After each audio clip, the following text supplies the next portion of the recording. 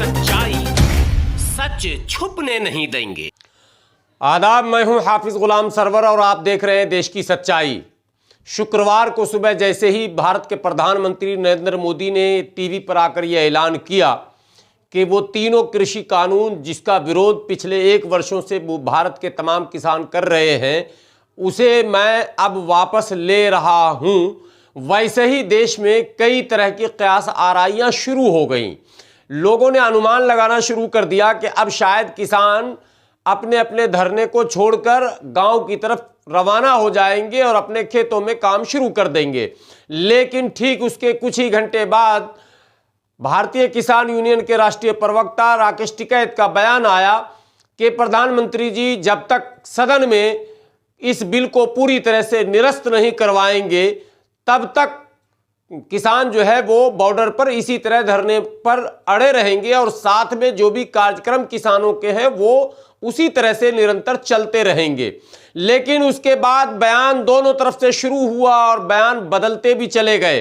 अब जो स्थिति है वो स्थिति यह है कि भारतीय किसान यूनियन, ये संयुक्त मोर्चा कह लें, तमाम किसान यूनियन ने साफ शब्दों में आज मीटिंग करके ये ऐलान कर दिया सिंघू बॉर्डर पर कि जब तक के सरकार तमाम मांगों को, जी हां तमाम मांगों को, यानी कि केवल तीनों कृषि कानून नहीं जिसका विरोध हो रहा था, बल्कि उससे पहले जो मांगे लंबित थीं, उन मांगों पर भी सरकार अपना पक्ष स्पष्ट करे, ये किसान नेताओं का कहना है। जैसे एमएसपी पर गारंटी की बात, एमएसपी पर पूरी गारंटी दी जाए कि बाजार में कभी भी जो एमएसपी सरकार तय करे उससे कम रेट में कोई भी यदि खरीदता हुआ पकड़ा जाए तो उसका दंड का प्रावधान होना चाहिए, यानी कि उसे सजा होनी चाहिए।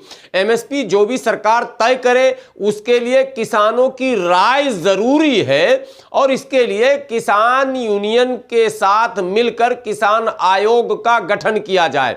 जी हां, किसान आयोग के गठन की मांग भी पुरानी मांग है और वो इसलिए कि भारत कृषि प्रधान देश कहा जाता है।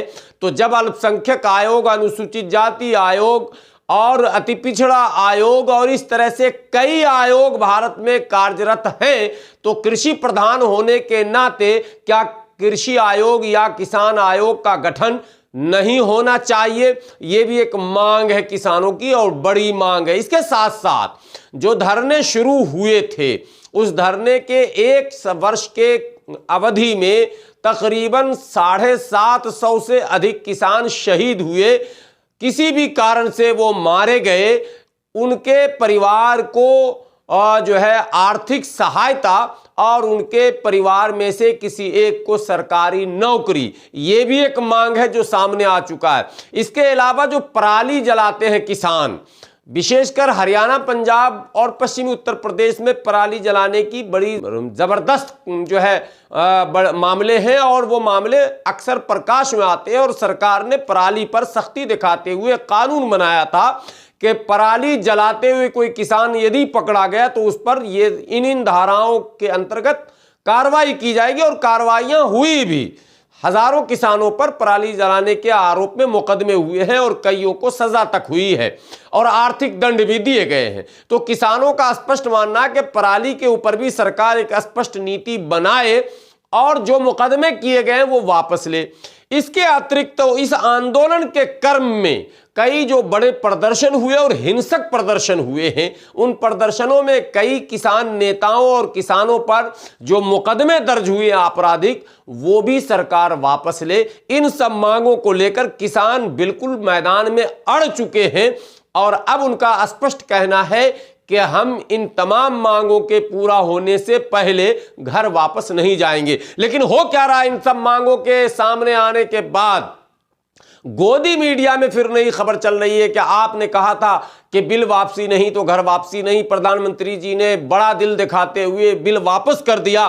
तो फिर आप घर वापस क्यों नहीं जाते? और गोदी मीडिया पर फिर वही पुरानी कहानी कि किसानों को फंडिंग हो रही है, कहीं ना कहीं से किसान जो है वो पाकिस्तान परस्त और चीन परस्त हैं, और चीन और क्या कहते हैं पाकिस्तान की इंटेलिजेंस एजेंसियां जो है वो आर्थिक मदद कर रही है, और तमाम विपक्षी पार्टियां जो है वो किसानों के साथ खड़ी हो गई है। और ये किसान आंदोलन नहीं है बल्कि मोदी मुक्त भारत आंदोलन है, और जब तक मोदी को सत्ता से हटा नहीं दिया जाएगा तब तक आंदोलन समाप्त नहीं हो जाएगा। इत्यादि इत्यादि बातें अब गोदी मीडिया पर जोर से चल रही है, उस मीडिया पर जिस मीडिया ने शुरू में ही इस किसान को आतंकवादी, माओवादी, नक्सलवादी और कई और नामों से अलंकृत किया था। वो तमाम मीडिया के पास आज भी वही शब्द बच गए, कोई नए शब्द इनके पास नहीं आ पा रहे, और वो मीडिया, उसके एंकर जबरदस्त विरोध कर रहे हैं कि सरकार 2 कदम पीछे हटी तो किसानों का मनोबल बढ़ गया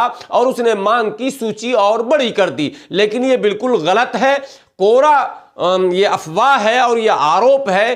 किसान ने शुरू से ही इन तमाम मांगों की सूची सरकार के सामने रखी है, और इन तमाम मांगों को सामने रखकर किसान धरने पर आए थे। हां, मौके की तलाश थी, और इन तीनों कृषि कानून के आने के बाद, जिसे किसान काला कहते थे, पूरी तरह से किसान सड़क पर उतर गए। लेकिन विरोध पहले से शुरू था, और कई विरोधों को मैंने अपने कैमरे में कैद भी किया, और देश की सच्चाई ने आपको दिखाया।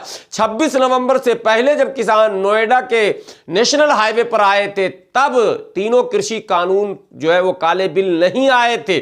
उस वक्त इन्हीं तमाम मांगों को लेकर आए थे। और बिजली का भी एक मुद्दा किसानों का है, जो बढ़ती हुई बिजली का जो बिल रात दिन जो उसमें इजाफा हो रहा लगातार, एक तरफ पेट्रोल और डीजल की कीमतों में इजाफा हो रहा है और दूसरी तरफ बिजली के बिलों में इजाफा हो रहा।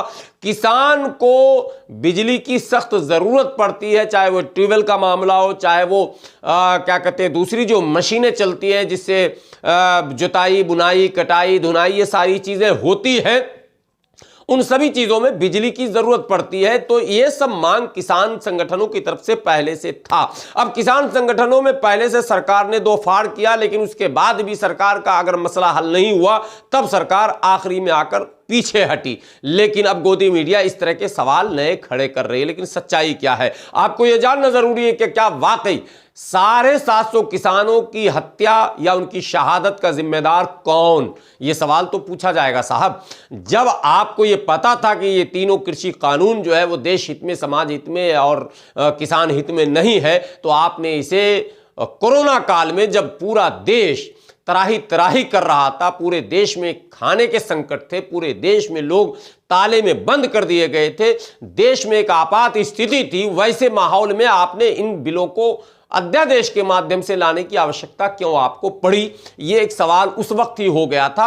और आज आप 1 वर्ष बाद जब पीछे हट रहे हैं तो किसानों को यह कह रहे हैं कि हम तो तीनों कृषि कानून वापस ले लिए, अब आप घर वापस जाइए। लेकिन किसान कह रहे नहीं साहब, ये तो आप हमारे साथ फिर धोखा कर रहे हैं। आपने पहले ही हम पर बहुत सारे बोझ डाल रखे हैं, अब उन बोझों के ऊपर ये 3 बिल का बोझ आपने डाला था और मजबूरन हम सड़क पर आए थे। अब हम सड़क से वापस घर तभी जाएंगे जब आप वो तमाम बोझ हमारे सर से वापस उतारेंगे। बस इन्हीं मुद्दों पर पेच फंसा। अब आप कह लें आज, चूंकि सुबह हो चुकी है और अब आज जो है लखनऊ में जबरदस्त किसान महापंचायत है, और इस महापंचायत पर पल पल की नजर है। आप देखेंगे क्या वहां से बयानात आते हैं किसान नेताओं के, और क्या ऐलानात होते हैं। उस ऐलान के बाद फिर राजनीति बदलेगी। और इस बीच उत्तर प्रदेश समेत कई राज्यों में चुनाव है, पंजाब में भी है, उत्तराखंड में भी है। ये सब किसान, पंजाब और उत्तर प्रदेश की बड़ी भूमिका है इस आंदोलन में, और इन दोनों राज्यों में चुनाव है, इसके साथ साथ और कई राज्यों में चुनाव है। इसलिए कहीं ना कहीं राजनीति तो इस पर होगी ही। लेकिन राजनीति का आरोप केवल विपक्ष पर क्यों? सत्ता पक्ष भी राजनीति ही तो कर रही है। और अगर राजनीति नहीं करनी थी, मोदी जी ईमानदार ही थे इतने, तो फिर मोदी जी ने तीनों कृषि कानून वापस क्यों लिए? इन्हीं सब सवालों का जवाब ढूंढा जा रहा है, और नए कहानियों के साथ मैं फिर उपस्थित होऊंगा। बने रहें देश की सच्चाई के साथ। अगर अब तक आपने चैनल को सब्सक्राइब नहीं किया है तो प्लीज प्लीज सब्सक्राइब करना ना भूलें, और वीडियो को शेयर जरूर करें। और अगर आप फेसबुक पर देख रहे हैं तो पेज को लाइक और फॉलो करें, वीडियो को शेयर करें, कमेंट बॉक्स में अपनी राय भी जरूर दें। शुक्रिया, खुदा हाफिज।